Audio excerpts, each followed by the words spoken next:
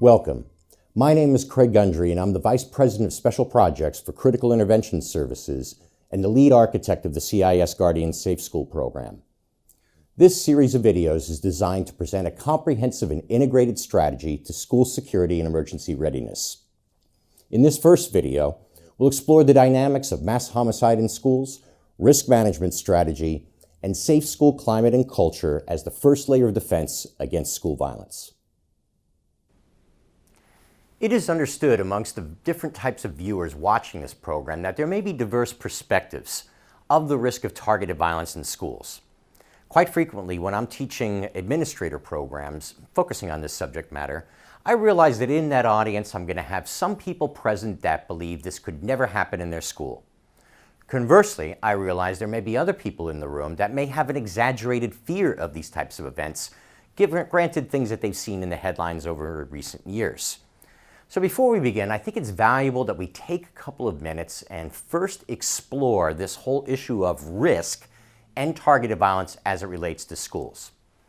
Let me first say that the chances of any individual watching this program dying in an act of armed violence is only 1 in 325, according to the Centers for Disease Control. That is far less than choking on food, vehicle accidents, accidental injury, or illness. And this, by the way, isn't just focusing on death in the workplace. This is saying in general, considering all different types of causes of death. Within the workplace, only 9% of fatalities are the result of homicide. And that 9% number considers a lot of high-risk professions, such as taxi cab drivers, convenience store clerks, and law enforcement officers. Only a very tiny percentage actually is faculty members or staff members inside of schools. Now, that same dynamic, or that same kind of a low probability dynamic can also be seen when we look at school-related statistics as it relates to active shooter violence. The FBI has been documenting statistics on active shooter attacks for quite some time now. As of the last data that was published in 2018, looking at the 17-year period between 2000 and 2017, there were 37 active shooter attacks documented in American K-12 schools. That makes K-12 schools in the United States roughly 15%, just a little bit less than 15% of all of venue sites for active shooter attacks. Now, when we put this risk into statistical context, there are 92,600 K-12 schools in the United States. Considering 37 active shooter attacks over the 17-year period, when we divide 92,000 or 600 by 37, that makes the actual probability of any one school in the United States over a 17-year period experiencing an active shooter attack only 0.0004, extraordinarily low. And this, by the way, is very true when we talk about targeted violence in even a greater context, looking at things like workplace shootings, terrorist attacks, etc. For many organizations, the probability of an attack doesn't really warrant major risk reduction. But probability is only one component of risk. The second is criticality, or the impact of the risk event, where if we were to have a shooting in a school, could have catastrophic effects. Obviously, we have potential loss of life and harm to others, disruption of school operations, potential facility damage, and then for independent schools, brand damage and exodus of student enrollments, which in many cases, unless it was managed very, very well, can be so severe that it can close the doors on a school forever. So just kind of summarizing all of this, very low probability events, but potentially very, very high consequence events, with criticality being usually what justifies risk reduction. Now, although these types of events are very improbable, they are real nevertheless. I've been in the field of managing risks of targeted violence for about 30 years now. In that time period, I've had a chance to work with a number of different types of organizations that have been the victims of previous attacks. I have also had several colleagues and friends that have personally been victims of terrorist attacks in the past, one of who was killed in Iraq back in the early 2000s, and another one who survived 2 unrelated bomb attacks in different parts of the world. For myself personally, however, aside from my professional work, I have never been directly connected through family, friends, or otherwise with a specific attack, at least not with any kind of real consequences, we'll say. But of all these various different events, the one that did have the potential to affect me at the deepest personal level occurred on the night of 20 November 2014 at the Strozer Library at Florida State University, where shortly before midnight, a former FSU graduate and local attorney by the name of Myron May walked into the Strozer Library armed with a handgun and shot 3 people, including 2 students.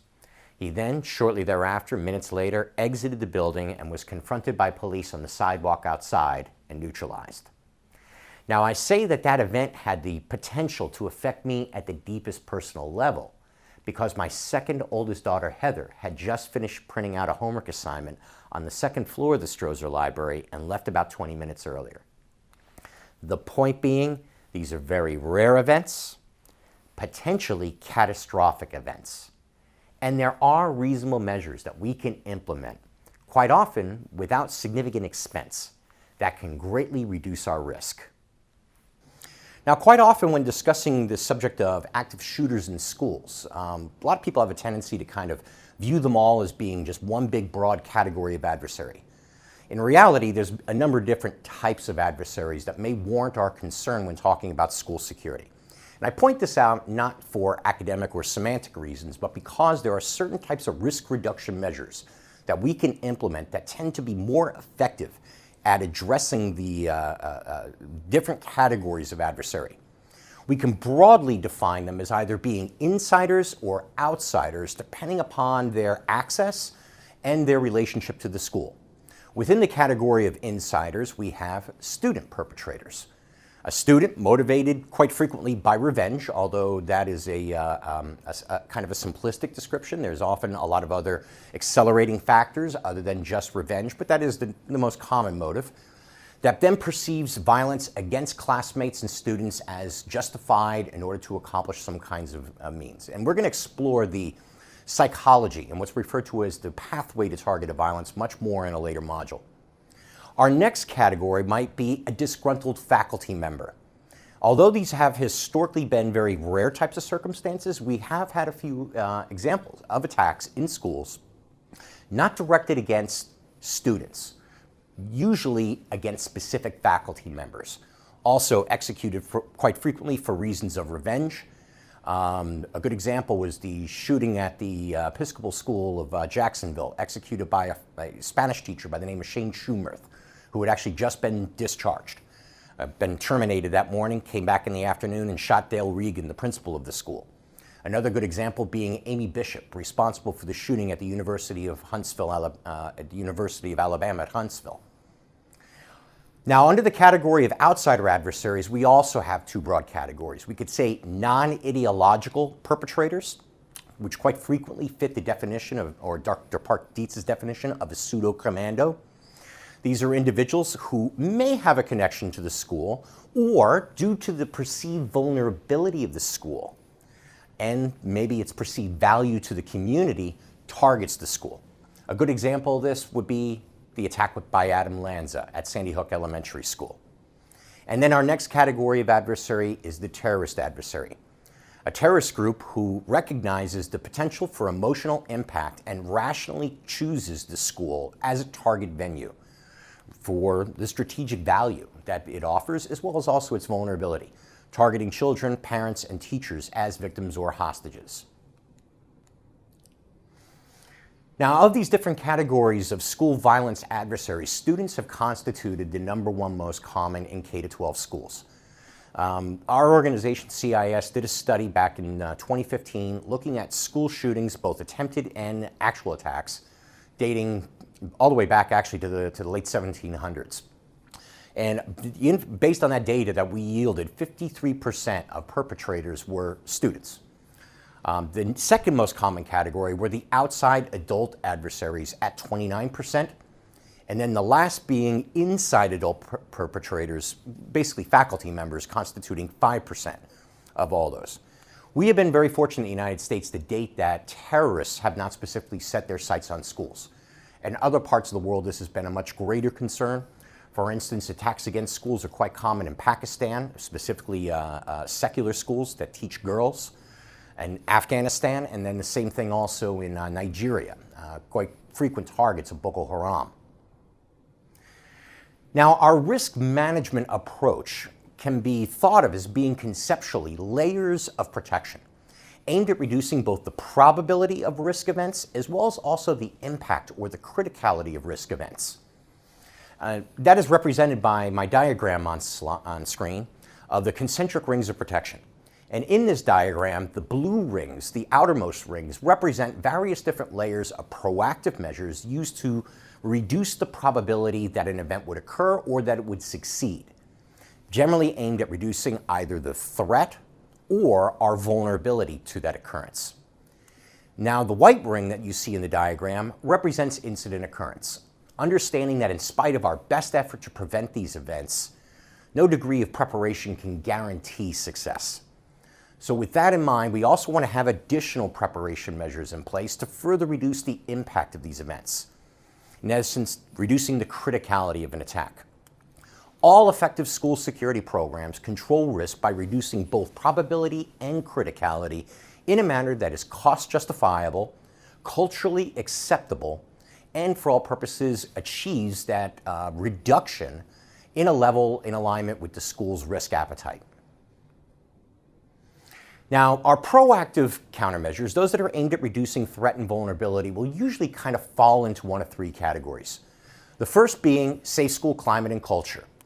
Essentially, those measures that we put in place in order to maintain a positive school climate and reinforce a positive school culture whereby the chances of a student in the classroom continuing to progress along the pathway to targeted violence undetected is greatly reduced. One, by reducing the potential conditions that often contribute to the formulation of intent, such as revenge, by recognizing and actively intervening in bullying situations, detecting individuals that are socially marginalized within the school community, and other similar types of circumstances that often do seed these types of events or targeted violence. Also, on the other hand, it also contributes to our ability to detect and intervene in potential situations before they reach that type of stage. Our next major layer of defense is going to be threat assessment and management, the measures that we put in place. So when we become aware of behavior of concern, potential threat communications, or potentially a student that is engaged in some type of behavior that has aroused the concern of other students, faculty members, parents, or others, that we have a formal process in place for investigating that particular circumstance and assessing the situation in order to determine if there is a potential risk of violence. And if so, then developing a management strategy in order to contain that situation and in the process, hopefully assist that student in receiving assistance that they may need. Our next layer of defense is going to be access control and physical security. And this is primarily aimed at reducing risk by reducing our vulnerability to these attacks. And where this becomes extremely important is when we start talking about the outsider adversary, where safe school climate and culture and threat assessment and management are unlikely going to have any type of real impact. This, for all purposes, against the outsider becomes our first layer of defense. And this includes the performance-based integration of detection, delay, and response elements aimed at reducing an adversary's likelihood that they would be able to access students and execute mass homicide before some type of response force was capable of intervening. Also, as part of that program, or that layer of defense, if we're talking about it kind of conceptually like this, would include also access control and other similar measures used in order to control access into the school environment, as well as also the movement by students throughout the school. From a preventative perspective, it is primarily aimed at discouraging non-committed adversaries. For committed adversaries, this functions also as a reactive or mitigative countermeasure. Assuming that an attack has occurred, these measures would then be aimed at reducing the impact of the event. So that includes having effective attack recognition and alert communications in place, rapid lockdown capabilities so that students who are unable to escape from the immediate area have the ability to safely lock down in classrooms that are intrusion resistant. And again, we're going to explore these issues of physical security in much greater depth in a later video. Having effective egress design to facilitate rapid escape by people that are unable to safely lock down, and rapid response by tactically capable responders. In essence, detection, delay, and response. Then, as our next layer of mitigative measures, we also want to make sure that we have effective crisis and post-incident response preparations, beginning with an effective school emergency response plan that factors various different important communications issues such as simplicity, reliability, and redundancy, and then also has effective procedures in order to direct the actions of students and incident command members, emergency response team members, when an event actually occurs.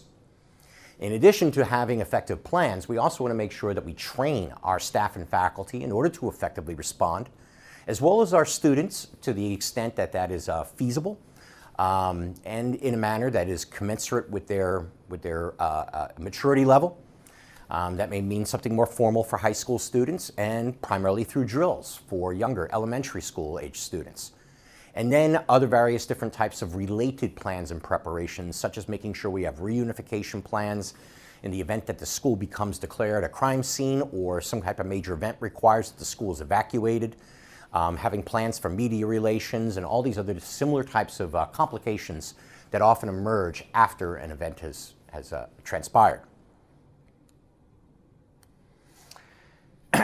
Now, although there are some differences in the ways that terrorists operate, ideological perpetrators, those that are rationally choosing to target a school, from other non-ideological perpetrators, almost all of these events follow a 5-staged sequence, starting first with the ideation, or the formulation of intent, then progressing into an operational planning type phase, then immediately preceding an attack, the pre-attack preparations phase, then the execution of the event itself, and then possibly, unless the event terminated in suicide, some type of post-attack or escape phase. Now, these events just do not happen overnight. I'm sure many that are viewing this video series are familiar with the term, "he snapped." Well, truthfully, "he snapped" is a myth. Almost all acts of targeted aggression, which are also referred to as predatory aggression, are preceded by a process of ideation, planning, and preparation, ultimately resulting in that final act of violence. Now, how long this whole timeline is that you see displayed on screen, how long this takes, it really depends. For instance, that ideation, that phase of formulation of intent, that can often, in many cases, be going on for months to perhaps even years before it advances to some type of commitment to violence, entering into that operational planning phase. Then the pre-attack preparations phase, that may commence in a planned manner if the perpetrator has already decided in advance on a date for an attack, such as the Columbine High School shooting, or it could be initiated by a trigger event of some type, such as a termination or dismissal from school, and then the actual execution of the event. So typically we're talking about a timeline that spans months, and in some cases even years. Now, why do I point this out? Because many of these different types of risk management approaches that I've been describing work to effectively reduce continued movement or acceleration along this pathway towards the actual execution of an attack. For instance, Safe School Climate and Culture is primarily aimed at reducing risk by addressing that whole formulation of intent, or that ideation phase, as well as also providing opportunity for us to detect somebody who maybe is progressing on the pathway to targeted violence at that stage. And that also then kind of dovetails in with our threat management and having a good plan in place for conducting threat assessments and for managing potential threat cases. Now, where at the actual execution of an event itself, that's where physical security becomes most critical. Reducing vulnerability for all purposes through the effective integration of detection, delay, and response elements, serving both in a proactive sense to discourage non-committed outsiders, but then also in a mitigative sense, in the event that we have an attack by a committed adversary, employing a performance-based approach to reduce the number of potential casualties that occur. And then our post-incident and emergency response preparations then serving as a mitigative measure, typically at the post-incident phase, or what would be described as stage 5 in the timeline on screen. Referring back to our discussion about different categories of adversaries, not all risk management measures will be equally applicable or effective against each different category of threat. An effective approach to school security design attempts to implement all these different measures to address a broad spectrum of different types of adversaries. For instance, proactive measures aimed at reducing the risk of insider threat by either reducing potential for violent intent, containing problematic situations that may be escalating people on the pathway to targeted violence, or recognizing potential threat behaviors and then assessing and investigating these types of threats are all aimed fundamentally at reducing the risk of a student perpetrator and, to a lesser degree, the insider adult. Now, as far as access control and physical security is concerned, in a day-to-day type function, our general access control measures and physical security for the campus is primarily focused on reducing risk of the outsider adversary, somebody like an Adam Lanza, or perhaps to a lesser degree even an outsider like the terrorist adversary. Now, physical security and tactical response, the heightened state of security posture that we enter into in response to an imminent threat event, has equal applicability across all these different categories of threats. Now, if you notice on the screen, I have a medium level of applicability in this context attributed to students and insider adults. That's because generally they're already going to be inside the school at the time that an attack commences. So many of the protective measures that we may be employing at outer protective layers of the school may not provide us with much useful delay in addressing these types of adversaries. However, the measures we implement for a lockdown for all purposes, such as having classrooms that are capable of an adequate degree of intrusion resistance, as well as also our egress design, will provide us with an important degree of protection, essential for reducing potential casualties in these insider situations. And then our crisis management planning and preparations have equal applicability to all these different categories of adversaries and should be a standard part of every risk management program. Our first layer of protection is having positive school climate and positive school culture. Now, it is assumed that most administrators watching this program are very familiar with the pedagogic benefits of having a positive school climate. There's a huge body of research over the past 30 years illustrating the importance of school climate as it relates to the learning process. And then there's also quite a bit of research as well illustrating that positive school climate also has benefits in terms of reducing things like disciplinary issues, truancy, and other similar types of common problems that we have in most schools. However, having a positive school climate is also a very essential element of any type of protective strategy. For one, it decreases the potential risk factors contributing to targeted violence by, for all purposes, reducing those things that would contribute to violent intent, such as identifying potential conflict between students, identifying bullying situations, identifying situations of social marginalization, and other similar types of social problems within the school that contribute to the formation of intent, revenge as motive. However, it also has other benefits too, looking at it from this strategic, proactive benefit. One is developing emotional coping skills and a sense of community. Everything that we do that aids students in developing, for all purposes, solutions to their emotional problems and social conflict works towards reducing potential threat by reducing potential intent. It also increases stabilizing factors. We're going to talk quite a bit more when we get into a module on threat assessment and management about risk factors and stabilizing factors.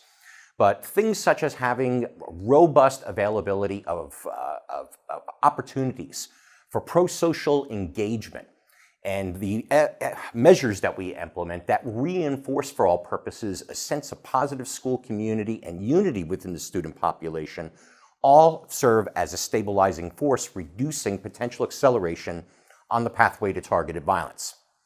Now, establishing a positive school climate and culture, our primary objective is to create a culture of respect and emotional support. And in that process, attempt to create an environment where student members feel actively engaged as part of a community, feel an active sense of belonging and a sense of trust in that school community. Another important point about this, about school climate and culture, is it breaks the classroom code of silence. And this was a point that was emphasized by the National Center for the Analysis of Violent Crime and the U.S. Secret Service in their report in response to the Safe School study conducted back in the early 2000s. One of the things that they'd observed studying many previous school shootings was that a culture existed within the student population where kids did not report issues of concern. They refer to it as the unwritten code of silence. By creating an environment where students feel safe reporting issues of concern and where it is recognized as being not just safe, but also culturally expected, that if there are problems, that they get brought to somebody's attention so that somebody in a trusting manner will follow this up with some type of investigation and potential remedy. It is critical that teachers, administrators, and other types of staff, such as security, are tuned to the emotional needs of students in addition to just academics. Now, it is understood that many administrators watching this program have a huge amount of responsibility and burden, for all purposes, trying to keep up with the various different complexities of running a first-class school. However, if we're going to be effective in developing a positive school climate, what is referred to by the Secret Service as a safe school climate and culture, it does require an active, intentional effort. Now, it's kind of interesting, working with many different types of schools, I find that by and large, independent schools have a strong advantage over their public school counterparts. In many cases, the small student-to-teacher ratio benefits this process, as well as also the fact that in independent schools, this is a business issue, not just an issue of academics or even an issue for all purposes of security. We are in the business of selling education, and if somebody's spending $15,000 to $30,000 a year to send their child to our school, we want to ensure that that school has a very strong sense of community, a strong sense of engagement, and that all students, for all purposes, experience a very positive environment. Now, effectively maintaining this kind of situation and reinforcing this situation does require a top-down commitment. School leadership should clearly define the school's commitment to engendering positive school climate and culture. In fact, it is recommended by many sources on this matter that this be integrated from the school's mission statement all the way down through our student handbook, our employee handbook, and other similar types of references to clearly state what the expectations are, the norms, and our objectives as it relates to school climate. I would also suggest consider formally integrating a program of education into the overall curriculum that incorporates an approach to developing student character, as well as also reinforcing emotional well-being and sense of community. One of the most popular types of approaches to this would be social emotional learning. And there's a number of different evidence-based programs out there that employ a social emotional learning approach aimed at improving school climate that could easily be adopted by most schools. A good example of that being PBIS, Positive Behavioral Intervention and Supports, and also the Second Step program. Now, for religious schools, implementing a faith-based curriculum which emphasizes holistic personal and spiritual development is another possible approach to this as well.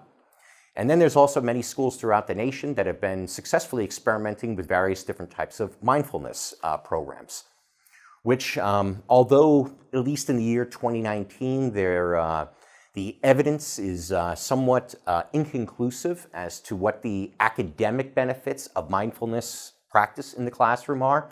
There's definitely quite a bit of evidence over the last 15 years demonstrating that mindfulness can be very effective at aiding students in developing emotional coping skills and reducing negative affect, basically negative emotions and negative responses in social situations.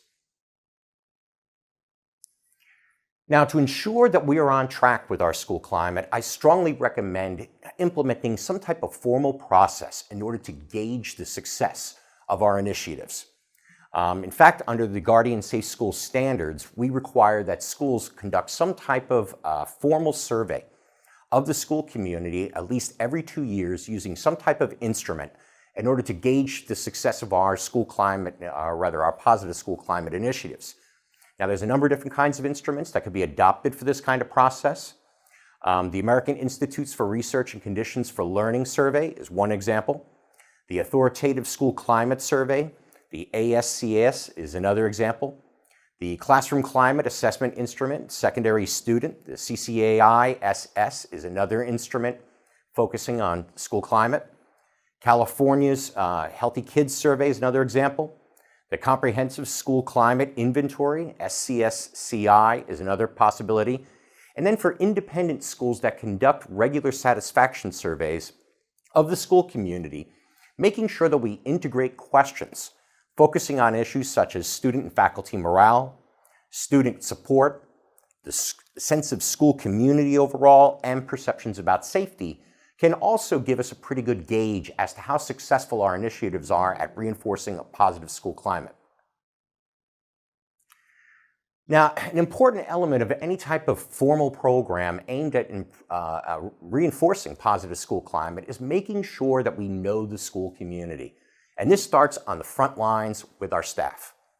Teachers and staff members should become actively aware of problematic social and emotional dynamics within the school community. We need to know what's going on. There are particular students with personal problems, and that could be outside of the school entirely, such as in their home life, relationships, and otherwise. Conflict between students. And then, of critical importance, bullying. Bullying by itself does not directly result in targeted violence. There's been a lot of discussion over the years about what the relationship is between bullying and targeted violence. However, many studies of individuals that have perpetrated such acts does indicate that many individuals that form an intent, a violent intent, usually based upon revenge as motive, if bullying was a major contributing factor. So it is strongly recommended in any type of program aimed at proactively reducing threat that we implement robust measures to identify bullying situations and resolve bullying situations and provide students that may be bullied with assistance in navigating their personal relationships as well as also in emotionally handling that situation. Now, this requires that teacher and staff establish an active effort to get to know each and every student in the school. Now, in schools with very low student-to-teacher ratios, the interaction between students and faculty is often sufficient enough that teachers can get to know their students and what's going on in the lives of their students. However, if we happen to be in a situation where we have a rather larger student-to-teacher ratio, or perhaps if we wish to be more systematic in our approach, we can employ a structured process. A number of school districts around the nation employ an approach where every single student in the school is linked by name to a faculty member for this purpose, so that Mrs. Jones realizes that she has a responsibility to get to know, whatever it happens to be, 15 students within her assigned class or 10 students within her assigned class. And another part of this process, too, is attempting to identify vulnerable students who may be withdrawn or socially marginalized within the school society, or that may be perceived as being easy prey. And then providing those students with assistance as necessary in navigating that situation. A great tip that was provided by J. Reed Malloy in a recent presentation I attended was to have every student in the classroom write the names of 2 other students that they would like to sit next to. Collect the papers, and then review them later on. And look for the names of any students that are not on anybody's list. These are usually going to be students that, for all purposes, have been marginalized from the rest of their class, or that they are considered to be outcasts for all purposes. And then employing an intentional process to try to touch base with those students, find out what the nature of their problems are, and assist them as necessary. Now, it is also very important that we establish by policy and day-to-day cultural expectation a situation where staff establish the tone for civil discourse amongst our school community. First of all, staff should always act in a respectful, personable, and caring manner, regardless of the circumstances. And in fact, I strongly recommend that there actually even be a statement in employee handbooks defining what is considered to be acceptable behavior and unacceptable behavior in speaking with students. Everybody should be treated equally with no preferential treatment. In other words, our discipline is going to be consistent across the board. Our policies are going to be applied equally to all students within the population. And in this process, we're attempting to project a mindset of being steady, stable, and predictable in everything that we do. Teachers also should ideally employ pedagogic methods which engender positive school climate.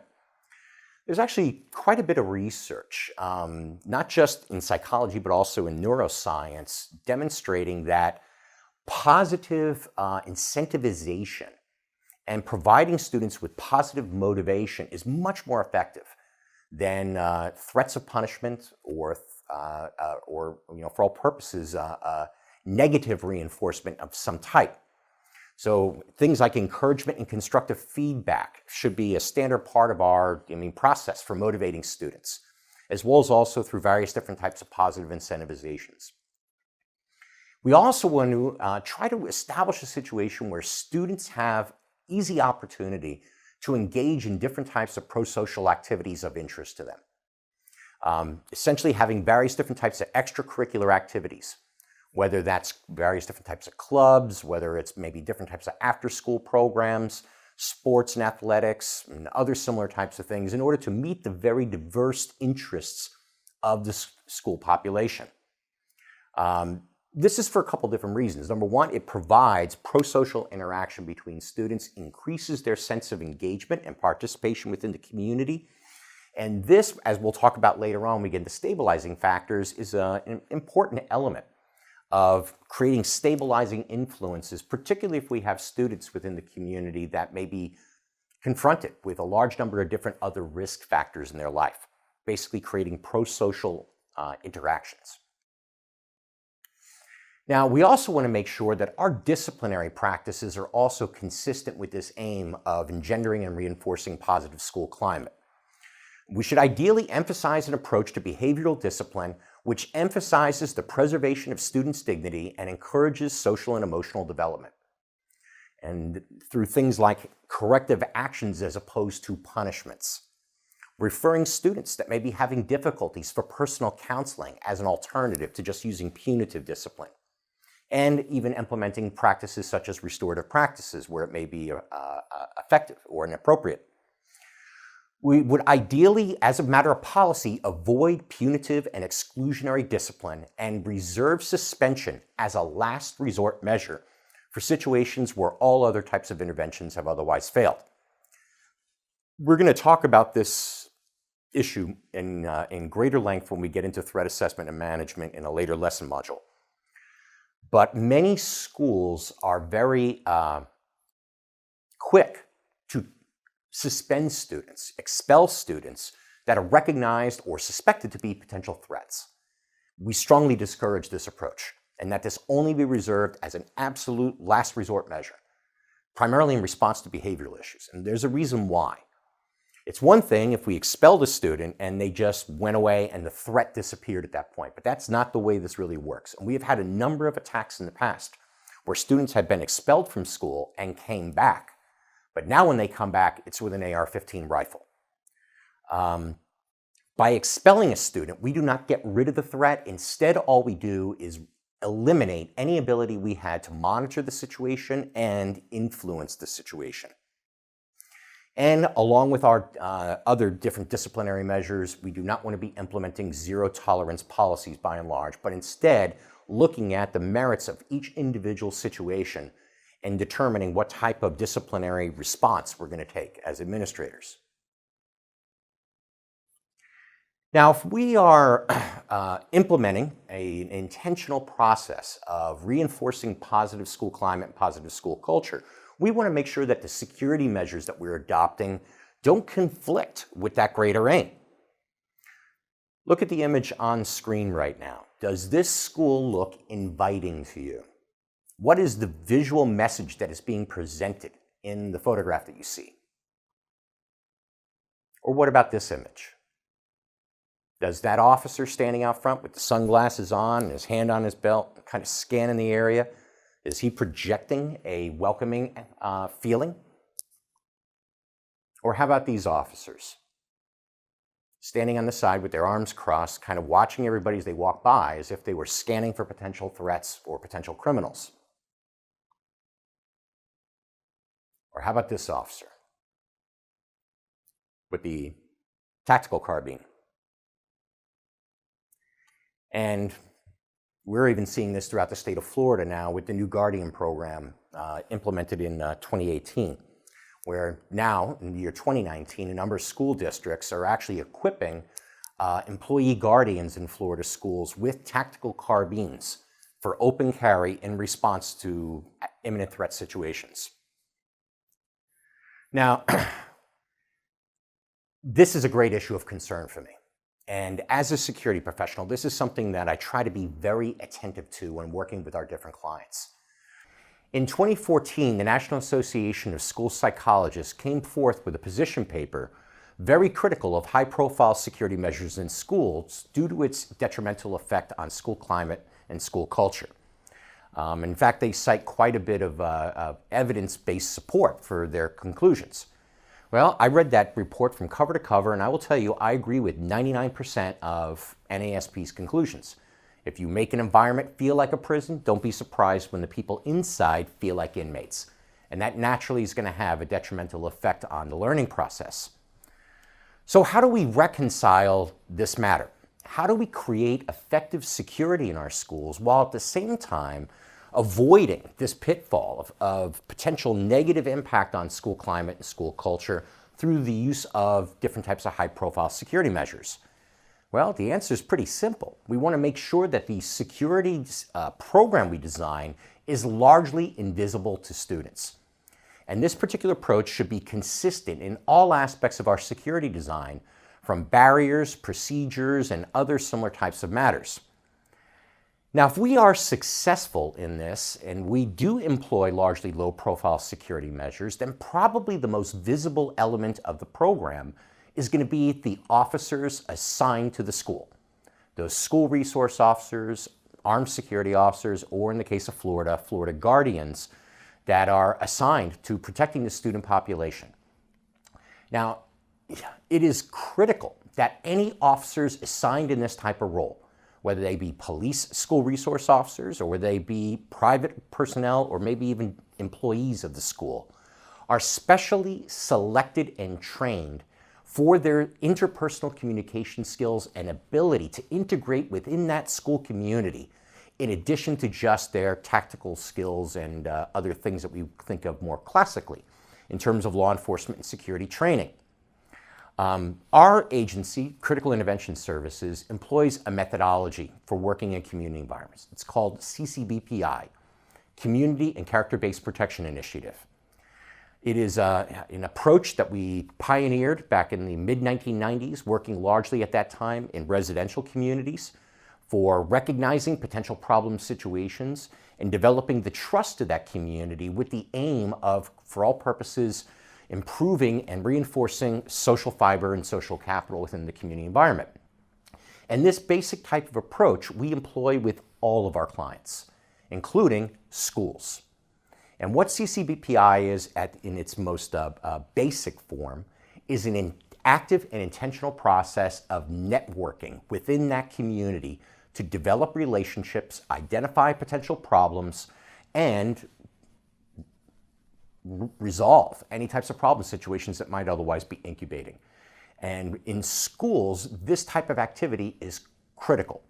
Now, if done effectively, CCBPI doesn't just neutralize the chilling effect on school climate and school culture, it can actually reinforce positive school climate and school culture, where those officers, if they are selected correctly, they are trained correctly, can actually become a very powerful force in our overall aim of establishing a safe school climate and culture. Now, in addition to just selecting officers that have strong interpersonal communication skills and actively encouraging them to develop relationships within the school community, there are some things that they should implement as a matter of policy. For instance, things like the selection of weaponry being very low profile. A moment ago, I showed you some images of officers standing with AR-15 long rifles with a very militaristic type of appearance. This should be discouraged. In fact, in all of our deployments, officers are only assigned personal handguns carried on their holsters. Sunglasses is another thing that we restrict for our officers in the field. Sunglasses doesn't sound like a very big deal, but it creates a psychological barrier between the others and the officer that's standing there for all purposes with his eyes hidden by his shades. Body posture and how we interact with others. Also, these nonverbal things actually are very, very important. For example, those photographs of the officers with their arms crossed, witnessing students arriving at school. That body language projects a sense of distrust and a sense of suspicion. And that's exactly what we want to avoid in our interaction with students. And this kind of brings up another point as well. One of the largest problems that I see with schools and school resource officer programs, where we have law enforcement officers that have gone through an SRO training course and been assigned to schools, is they often carry a dual role where they are both law enforcer within that school environment, but then they're also protector within that school environment. Now, it may sound like these two roles are compatible, but what happens is the officer playing that role of law enforcer, by virtue of that situation, there is a barrier, a sense of distrust, and a sense of potential fear that exists on behalf of the student population in terms of interacting with that officer. And that's also one of the reasons why in our program we adopted the terminology school protection officer intentionally to define them as primarily in a protector role, not in a law enforcement or even disciplinary enforcement type of function.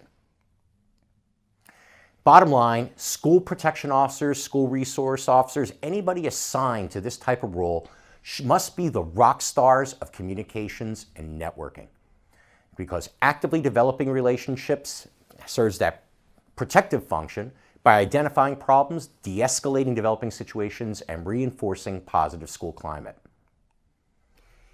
In addition to serving a benefit in reinforcing positive climate and positive culture, the way that our officers interact within that school community can also serve some other important benefits. On screen right now, you see Senior Master Sergeant Moody. Senior Master Sergeant Moody joined CIS a number of years ago, having previously served with the U.S. military, served 2 tours in Iraq, was a veteran of the Battle of Fallujah, and then eventually rose his way through the ranks at CIS to become the actual deployment commander for our initial school protection officer deployment at Shorecrest Preparatory School. Now, when a lot of people look at a picture like this, unless they come from a military culture or a law enforcement culture, their eye tends to be drawn to the same place, the gun on the officer's belt. Now, when we often deploy in independent school type environments, many administrators have been concerned about how will parents, faculty, and students receive an armed officer showing up on the first day of the new school year. And occasionally, there are objections that may be expressed by a group of parents or perhaps some faculty members that are ideologically against the idea of guns inside of their school. Now, the reason why I kind of bring this up, we have encountered this situation many times in the past. And this is where the way that the officers interact within the community can have a huge effect on how successful the introduction of these armed officers are and how they are accepted within that school community. Now, About 30 days after we deployed out at Shorecrest Preparatory School, Senior Master Sergeant Moody was invited to read a book to the kindergarten class. And the kids were all then encouraged to ask him questions about his favorite colors, favorite numbers, favorite letter of the alphabet. And then they were instructed to draw pictures of Officer Moody, also with their, his favorite number and color and other similar types of things.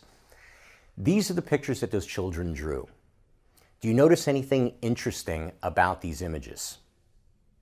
Now, many of the kids did draw the medical pack that Officer Moody wears, but not a single kid drew the gun on Officer Moody's belt. The reason why? Because this is the Officer Moody that they know. And this is exactly the type of image that our officers should be projecting through their interaction within the community. And this is true whether we're talking at the elementary school level all the way up to the post-secondary school level. And the way that we may apply CCBPI methodology may be a little bit different with younger kids versus older kids, but fundamentally the process is exactly the same. Now, returning back to the issue about introducing armed officers into a previously unarmed school. When we deployed to several of these different schools, again, there may have been a couple of objections that were expressed by parents. But then when we, as well as faculty members, but when we circle back around on them about 30, 45, 60 days later, we almost always get the exact same response. I don't like guns, but I love Officer Moody. In other words, the interaction that the officer had with them had developed a certain level of confidence, trust, and like in such a way that it helped dispel this potential problem and address, what was otherwise, a point of rejection for a number of people. Now, to give you an idea of just how successful this kind of implementation can be, right now on slide, you're seeing an example of a scorecard for our officer deployment 1 year after it occurred at a particular school. The scores are actually scaled from 1 to 5, and in this case, security have been rated 4.45 by students, by faculty 4.6, and by parents 4.47. Now that is huge. In fact, it was conveyed to us by the administrator that provided us with this information that was, or security overall across the board had scored among the highest of all different areas that they actually rate, including academics, athletics, and other extracurricular activities, etc. Now, I would like to take credit and say that this is because of all of the unique risk management elements that we tie into this whole strategy, the physical security design, the various different, emergency management plans, training staff and faculty, and threat management, and all these kinds of issues, but it's not. Really what these numbers reflect is the officers and the way that they interact within that school environment. They are 100% to credit for these numbers. Now, to aid this process even further, I would recommend that if you're going to be implementing something like an officer deployment, that you provide parents in the community an understanding of who those officers are and what their role is within that environment.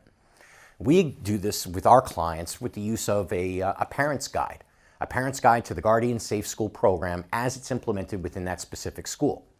And this guide basically describes different elements of the risk management strategy, so that this way parents realize that the program protecting that particular school is professionally developed using state-of-the-art best practices in protection, that physical security employs a performance-based type of approach, and that the emergency management plans are designed to exceed the standards established by the Department of Education and all these other different features of the security program. It also includes a section in there describing the officers, what their unique selection criteria is, their unique training that they go through, and then also the way that they're deployed and what types of responsibilities they have out there in the community. Now, we developed this guide for a couple reasons. Number one is to educate parents about the security program. Number two is also to try to encourage parents to become engaged in the security effort by knowing things like where the reunification site for the school is located at in the event that we need to relocate students during a major emergency. Such as, what the process is or procedure for reporting potential threat information or potential behaviors of concern, and other similar types of issues. And then there's a third function to this brochure, For independent schools, it actually serves a marketing function. In today's environment where parents have a very high expectation of security and security has progressively risen to one of the highest levels of priority in school selection, this allows the school, in order to communicate effectively to parents, that the security program they have is professionally developed and employs kind of a state-of-the-art best practice approach, integrating a multi-layered strategy for the protection of their kids and all these other various different types of issues, providing them in essence with a competitive advantage over the school down the street.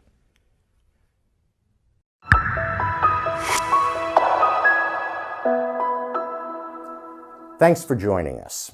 In the next part of this series, we'll explore the pathway to targeted violence, threat assessment principles, and managing student behavior of concern. For more information about the CIS Guardian SafeSchool Program and our services as consultants, visit us on the web at www.cisworldservices.org.